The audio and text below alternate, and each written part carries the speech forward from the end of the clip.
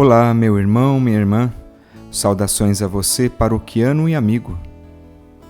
Nos unimos mais uma vez na fé e na oração, com a mensagem que Deus tem reservado para nós através de Sua Palavra, e assim receber o alimento da Sagrada Escritura para a nossa vida. O Evangelho nos mostra, através de Jesus, o rosto humano de Deus, e como diz a canção, nos mostra também o rosto divino do homem. Por isso, nos unimos em oração. Em nome do Pai, do Filho e do Espírito Santo. Amém. A vós, irmãos e irmãs, paz e fé da parte de Deus, o Pai, e de nosso Senhor Jesus Cristo. Bendito seja Deus que nos reuniu no amor de Cristo. Abramos o coração para receber o Filho amado do Pai, através da Palavra de Deus.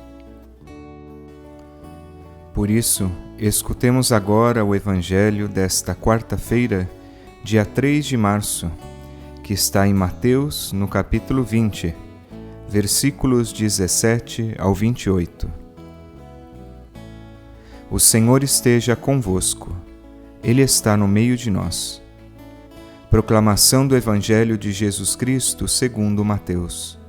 Glória a vós, Senhor. Naquele tempo, enquanto Jesus subia para Jerusalém, ele tomou os 12 discípulos à parte e durante a caminhada disse-lhes: Eis que estamos subindo para Jerusalém, e o Filho do Homem será entregue aos sumos sacerdotes e aos mestres da lei. Eles o condenarão à morte e o entregarão aos pagãos para zombarem dele, para flagelá-lo e crucificá-lo. Mas no terceiro dia ressuscitará. A mãe dos filhos de Zebedeu aproximou-se de Jesus com seus filhos e ajoelhou-se com a intenção de fazer um pedido. Jesus perguntou: O que tu queres? Ela respondeu: Manda que estes meus 2 filhos se sentem no teu reino, um à tua direita e outro à tua esquerda. Jesus então respondeu-lhes: Não sabeis o que estáis pedindo. Por acaso podeis beber o cálice que eu vou beber? Eles responderam: Podemos. Então Jesus lhes disse: De fato, vós bebereis do meu cálice, mas não depende de mim conceder o lugar à minha direita ou à minha esquerda. Meu Pai é quem dará esses lugares àqueles para os quais ele os preparou. Quando os outros 10 discípulos ouviram isso, ficaram irritados contra os 2 irmãos. Jesus, porém, chamou-os e disse: Vós sabeis que os chefes das nações têm poder sobre elas, e os grandes as oprimem. Entre vós não deverá ser assim. Quem quiser tornar-se grande, torne-se vosso servidor. Quem quiser ser o primeiro, seja vosso servo. Pois o Filho do Homem não veio para ser servido, mas para servir e dar a sua vida como resgate em favor de muitos. Palavra da salvação. Glória a vós, Senhor.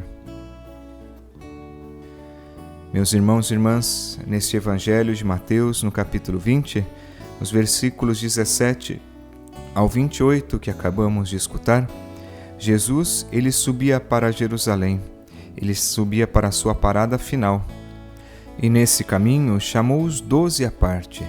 Ele queria falar nesse momento só para eles, dar um ensinamento para esses que são mais próximos dele.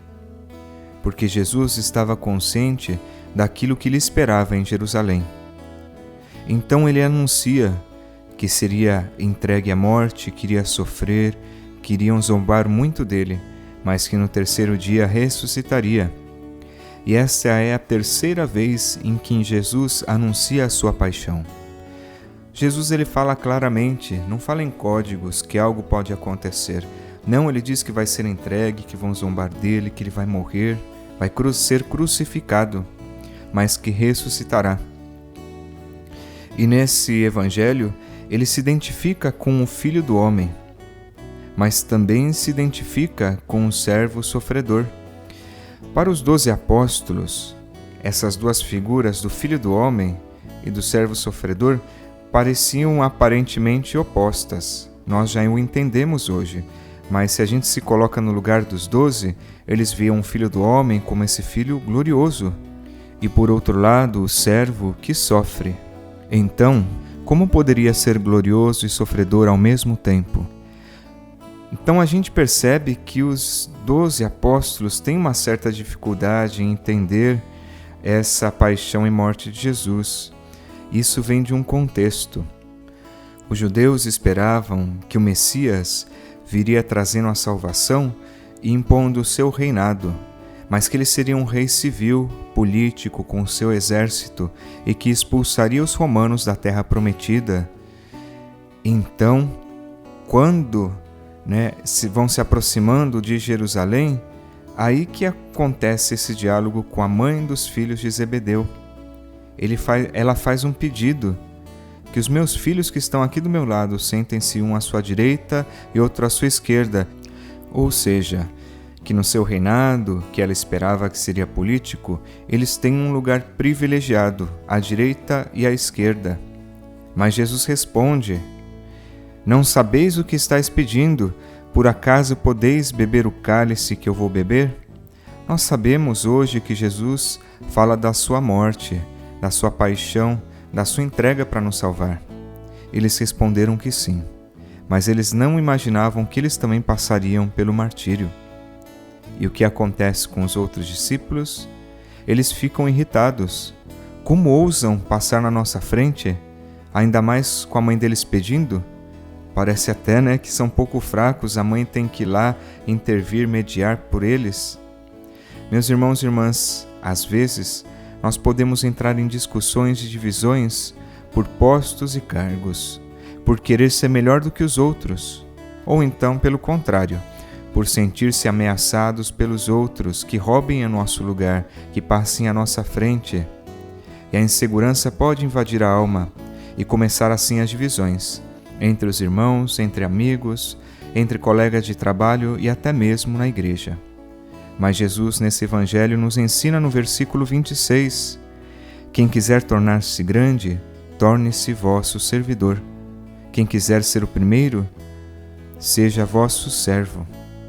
Que a gente aprenda com Jesus que no reino de Deus o serviço é entrega e que Jesus veio para servir e entregar sua vida em resgate, ou seja, para nos salvar, mesmo que isso signifique sua morte, como sabemos, foi na cruz.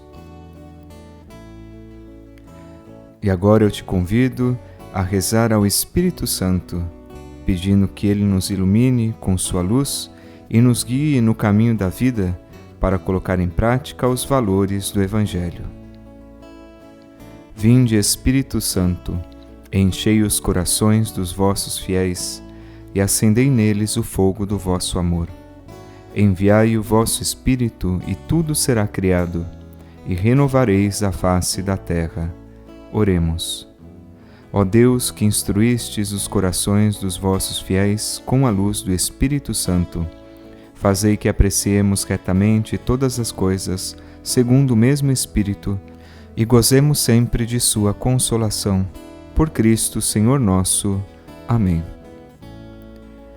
E confiemos também a Maria Santíssima, a nossa vida, ela que é a grande intercessora que Jesus nos deixou.